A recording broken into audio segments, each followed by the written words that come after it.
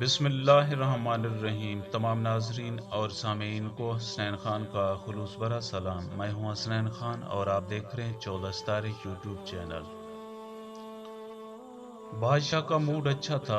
وہ نوجوان وزیر کی طرف مڑا اور مسکرا کر پوچھا کہ تمہاری زندگی کی سب سے بڑی خواہش کیا ہے؟ وزیر شرما گیا، اس نے منہ نیچے کر لیا۔ بادشاہ نے کہا لگایا اور بولا کہ تم گھبراؤ مت، بس اپنی زندگی کی سب سے بڑی خواہش بتاؤ۔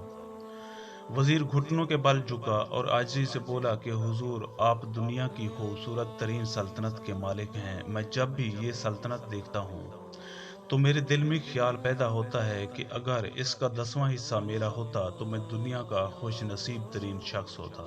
بادشاہ نے کہا لگایا اور بولا کہ اگر میں تمہیں اپنی آدھی سلطنت دے دوں تو؟ وزیر نے گھبرا کر دیکھا اور عاجزی سے بولا کہ بادشاہ سلامت، یہ کیسے ممکن ہے؟ میں اتنا خوش قسمت کیسے ہو سکتا ہوں؟ بادشاہ نے فوراً 2 احکامات لکھنے کا حکم دیا۔ پہلے حکم میں اپنی آدھی سلطنت نوجوان وزیر کے حوالے کرنے کا فرمان جاری کیا اور دوسرا حکم وزیر کا سر قلم کرنے کا تھا۔ وزیر دونوں احکامات پر حیران رہ گیا۔ بادشاہ نے احکامات پر مہر لگائی اور وزیر کی آنکھوں میں آنکھیں ڈال کر بولا کہ تمہارے پاس 30 دن ہیں۔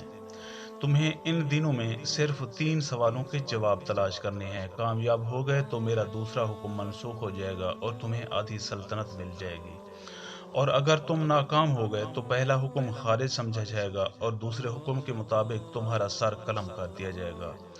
وزیر کی حیرت پریشانی میں تبدیل ہو گئی۔ بادشاہ نے کہا، میرے 3 سوال لکھ لو۔ وزیر نے لکھنا شروع کر دیے۔ بادشاہ نے کہا کہ انسان کی زندگی کی سب سے بڑی سچائی کیا ہے؟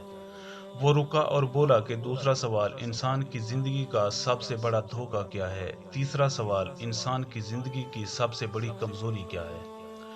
بادشاہ نے اس کے بعد نقارے پر چوٹ لگوائی اور آواز بلند کہا کہ تمہارا وقت شروع ہو گیا ہے۔ وزیر نے دونوں پروانے اٹھائے اور دربار سے دوڑ لگا دی۔ اس نے اس شام ملک بھر کے دانشور، ادیب، مفکر اور ذہین لوگ جمع کیے اور سوال ان کے سامنے رکھے۔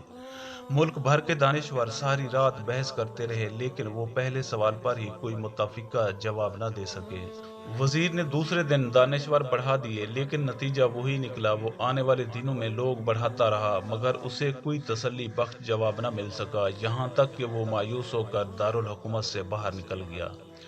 وہ پورے ملک میں مارا مارا پھرتا رہا، شہر شہر، گاؤں گاؤں کی خاک چھانتا رہا۔ شاہی لباس پھٹ گیا، پگڑی ڈھیلی ہو کر گردن میں لٹک گئی، جوتے پھٹ گئے اور پاؤں میں چھالے پڑ گئے، یہاں تک کہ شرط کا آخری دن آ گیا۔ اگلے دن اس نے دربار میں پیش ہونا تھا۔ وزیر کو یقین تھا کہ یہ اس کی زندگی کا آخری دن ہے۔ کل اس کی گردن کاٹ دی جائے گی اور جسم شہر کے مرکزی پل پر لٹکا دیا جائے گا۔ وہ مایوسی کے عالم میں دارالحکومت کی کچی آبادی میں پہنچ گیا۔ آبادی کے آخری سرے پر ایک فقیر کی جھونپڑی تھی۔ وہ گرتا پڑتا اس کٹیا تک پہنچا۔ فقیر سوکھی روٹی پانی میں ڈبو کر کھا رہا تھا، ساتھ ہی ساتھ دودھ کا پیالہ پڑا تھا اور فقیر کا کتا شڑاب شڑاب کی آواز کے ساتھ دودھ پی رہا تھا۔ فقیر نے وزیر کی حالت دیکھی، کہا لگایا اور بولا کہ جناب عالی، آپ صحیح جگہ پہنچے ہیں۔ آپ کے تینوں سوالات کے جواب میرے پاس ہیں۔ وزیر نے حیرت سے اس کی طرف دیکھا اور پوچھا کہ آپ نے کیسے اندازہ لگا لیا کہ میں کون ہوں اور میرا مسئلہ کیا ہے؟ فقیر نے سوکھی روٹی کے ٹکڑے چھابے میں رکھے، مسکرایا، اپنا بوریا اٹھایا اور وزیر سے کہا کہ یہ دیکھیے، آپ کو بات سمجھ آ جائے گی۔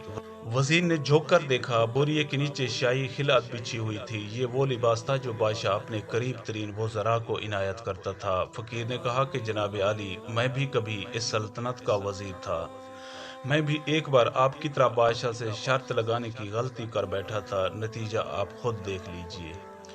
فقیر نے اس کے بعد سوکھی روٹی کا ٹکڑا اٹھایا اور دوبارہ پانی میں ڈبو کر کھانے لگا۔ وزیر نے دکھی دل سے پوچھا، کیا آپ بھی جواب تلاش نہیں کر سکے تھے؟ فقیر مسکرایا اور جواب دیا کہ میرا کیس آپ سے مختلف تھا۔ میں نے جواب ڈھونڈ لیے تھے اور بادشاہ کو بتا بھی دیے تھے، لیکن اس کے باوجود آدھی سلطنت کا پروانہ پھاڑا، بادشاہ کو سلام کیا اور اس کٹیا میں آ کر بیٹھ گیا۔ جب سے میں اور میرا کتا دونوں مطمئن زندگی گزار رہے ہیں۔ وزیر کی حیرت بڑھ گئی، لیکن یہ سابق وزیر کی حماقت کے تجزیے کا وقت نہیں تھا، جواب معلوم کرنے کی گھڑی تھی۔ چنانچہ اس نے فقیر سے پوچھا، کیا آپ مجھے سوالوں کے جواب دے سکتے ہیں؟ فقیر نے ہاں میں گردن ہلا کر جواب دیا کہ میں پہلے 2 سوالوں کا جواب مفت میں دوں گا، لیکن تیسرے جواب کے لیے تمہیں قیمت ادا کرنا ہوگی۔ وزیر کے پاس شرط ماننے کے سوا کوئی چارہ نہیں تھا۔ اس نے فوراً ہاں میں گردن ہلا دی۔ فقیر بولا کہ دنیا کی سب سے بڑی سچائی موت ہے۔ انسان کوئی بھی ہو، کچھ بھی ہو، وہ اس سچائی سے نہیں بچ سکتا۔ وہ رکا اور بولا کہ انسان کی زندگی کا سب سے بڑا دھوکہ زندگی ہے۔ ہر شخص زندگی کو دائمی سمجھ کر اس کے دھوکے میں آ جاتا ہے۔ فقیر کے دونوں جواب ناقابل تردید تھے۔ وزیر سرشار ہو گیا۔ اس نے اب تیسرے جواب کے لیے فقیر سے شرط پوچھی۔ فقیر نے کہا لگایا، کتے کے سامنے سے دودھ کا پیالہ اٹھایا، وزیر کے ہاتھ میں دیا اور کہا کہ میں آپ کو تیسرے سوال کا جواب اس وقت تک نہیں دوں گا جب تک آپ یہ دودھ پی نہیں لیتے۔ وزیر کے ماتھے پر پسینہ آ گیا۔ اس نے نفرت سے پیالہ زمین پر رکھ دیا۔ وہ کسی قیمت پر کتے کا جھوٹا دودھ پینا نہیں چاہتا تھا۔ فقیر نے کندھے اچکائے اور کہا کہ تمہارے پاس اب دو راستے ہیں۔ تم انکار کر دو اور شاہی جلاد کل تمہارا سر اتار دے گا، یا پھر تم یہ دودھ پی لو اور تمہاری جان بھی بچ جائے گی اور تم آدھی سلطنت کے مالک بھی بن جاؤ گے۔ فیصلہ بہرحال تمہیں کرنا ہے۔ وزیر مخمصے میں پھنس گیا۔ ایک طرف زندگی اور آدھی سلطنت تھی اور دوسری طرف کتے کا جھوٹا دودھ تھا۔ وہ سوچتا رہا یہاں تک کہ جان اور مال جیت گیا۔ وزیر نے پیالہ اٹھایا اور ایک ہی سانس میں دودھ پی گیا۔ فقیر نے کہا لگایا اور بولا کہ میرے بچے، انسان کی سب سے بڑی کمزوری غرض ہوتی ہے جو کتے کا جھوٹا دودھ تک پینے پر مجبور کر دیتی ہے، اور یہ وہ سچ ہے جس نے مجھے سلطنت کا پروانہ پھاڑ کر اس کٹیا میں بیٹھنے پر مجبور کر دیا تھا۔ میں جان گیا تھا کہ میں جوں زندگی کے دھوکے میں آؤں گا، میں موت کی سچائی کو فراموش کرتا جاؤں، اور میں موت کو جتنا فراموش کرتا رہوں گا میں اتنا ہی غرض کی دلدل میں دھنستا جاؤں گا، اور مجھے روز اس دلدل میں سانس لینے کے لیے غرض کا غلیظ دودھ پینا پڑے گا۔ لہٰذا میرا مشورہ ہے، زندگی کی ان تینوں حقیقتوں کو جان لو، تمہاری زندگی اچھی گزرے گی۔ وزیر خجالت، شرمندگی اور خود ترسی کا تحفہ لے کر فقیر کی کٹیا سے نکلا اور محل کی طرف چل پڑا۔ وہ جوں محل کے قریب پہنچ رہا تھا، اس کے احساس شرمندگی میں اضافہ ہو رہا تھا، اس کے اندر ذلت کا احساس بڑھ رہا تھا۔ وہ اس احساس کے ساتھ محل کے دروازے پر پہنچا۔ اس کے سینے میں خوفناک ٹیس اٹھی۔ وہ گھوڑے سے گرا، لمبی ہچکی لی اور اس کی روح قفس عنصری سے پرواز کر گئی۔